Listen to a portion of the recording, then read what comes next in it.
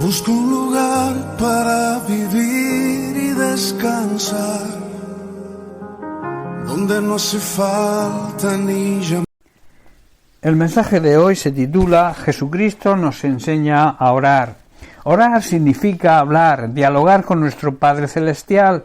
Debemos saber que hay diferentes formas de orar y Jesucristo, al igual que a sus discípulos, hoy nos enseña cómo debemos hacerlo para que nuestras oraciones sean efectivas.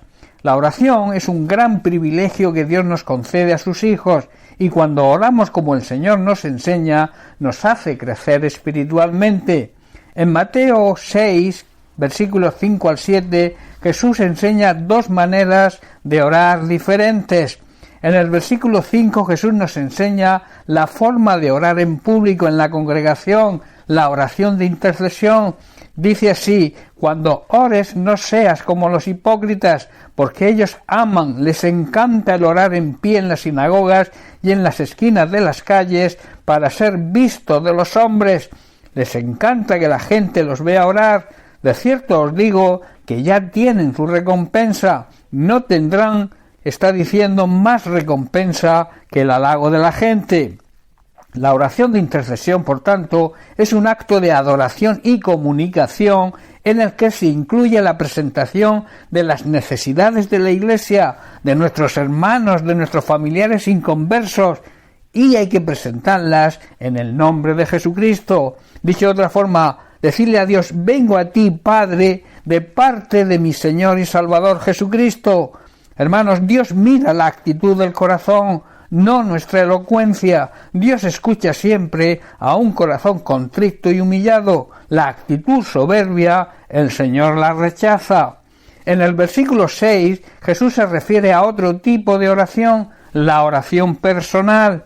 Dice así: mas tú cuando ores, entra en tu aposento, hazlo a solas, está diciendo, y cerrada la puerta, ora a tu Padre que está en secreto, y tu Padre que ve en lo secreto te recompensará en público. Quizás por nuestras múltiples ocupaciones diarias no tenemos tiempo suficiente para hablar con nuestro Padre Celestial. La mayoría de las veces, cuando lo hacemos, le dedicamos solamente unos minutos, hacemos una oración rápida y distraída porque nuestra mente está en otras cosas. Hacemos, digamos, una oración rutinaria y completamente vacía. No le dedicamos la atención que se merece. Esto ocurre también en la lectura de la palabra. Lo hacemos también de una manera rutinaria que hace que no entendamos lo que leamos y que pronto se nos olvide. De ahí que Jesucristo nos insta a buscar a Dios el Padre en intimidad, en lo secreto y sin nada que nos distraiga. Por eso dice: cuando ores, entra en tu aposento, hazlo a solas y cerrada la puerta, o sea, que nadie te distraiga. Ora, conversa, habla con tu Padre que está en lo secreto, y tu Padre que te ve en lo secreto te recompensará en público. Aunque sean solamente unos minutos, debemos procurar que esos momentos sean de excelencia, de calidad en la presencia de nuestro Dios y Padre Celestial.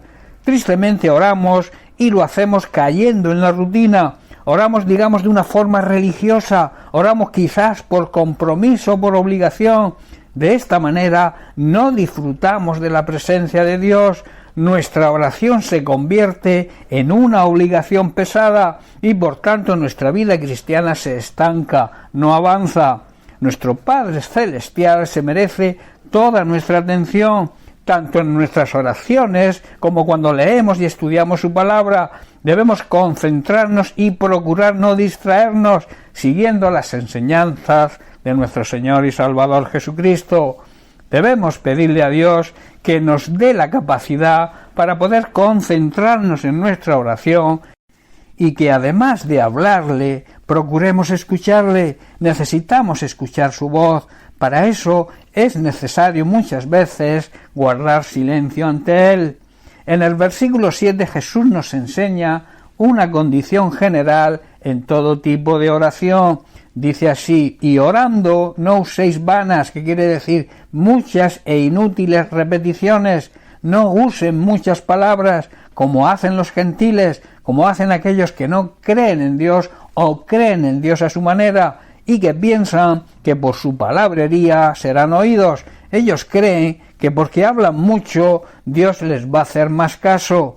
Jesús está diciendo: no uséis vacías, vanas repeticiones, ni largas y elocuentes oraciones, pensando que por vuestra palabrería seréis antes escuchados. En un sentido puramente cristiano, quizá una lágrima, un gemido o incluso el silencio, escuchando a Dios, que muchas veces ni le escuchamos, pueden convertirse delante de Dios en una oración del más alto nivel espiritual. En ocasiones nos pasa que oramos por inercia y repetimos todos los días las mismas palabras. Lo hacemos como algo que hemos aprendido o quizá nos han enseñado, y eso nos hace perder la concentración, llegando a pensar que así quedamos bien con el Señor. Por último, decir que además de interceder por las necesidades de los demás, de orar por nuestra necesidad personal, nuestra oración debe incluir algunos elementos importantes. Debemos incluir en nuestra oración la alabanza y la adoración. Él es digno, Él se lo merece. También nuestra acción de gracias, ser agradecidos con Él. Debemos contarle también nuestros planes actuales o futuros y esperar su conformidad.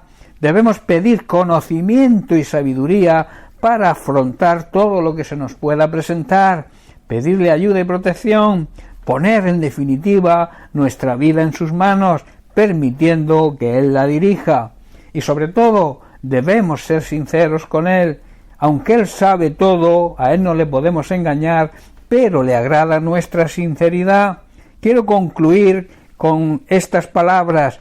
Debemos aplicar las enseñanzas de nuestro Maestro, el Señor Jesucristo, que seamos humildes y aceptemos la corrección y la exhortación que muchas veces necesitamos cuando no hacemos las cosas correctamente. También que el tiempo que le dediquemos a Dios en oración sea un tiempo de calidad. Dejemos nuestra elocuencia a un lado, seamos humildes, ningún orgulloso, ningún soberbio puede ser usado por Dios.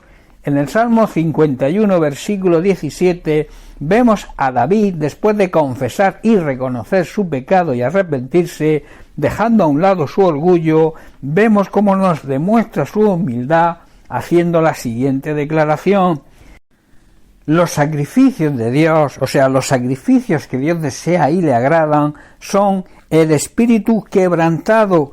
¿Por qué? Porque el corazón contristo y humillado Dios no lo desprecia. Tú no rechazas, está diciéndole a Dios, tú no rechazas nunca un corazón arrepentido y quebrantado. Un corazón quebrantado, un corazón contrito y humillado, verá siempre sus oraciones contestadas y verá la gloria de Dios en su vida. Bien, pues hasta aquí el mensaje de hoy. Que Dios te bendiga. Un abrazo.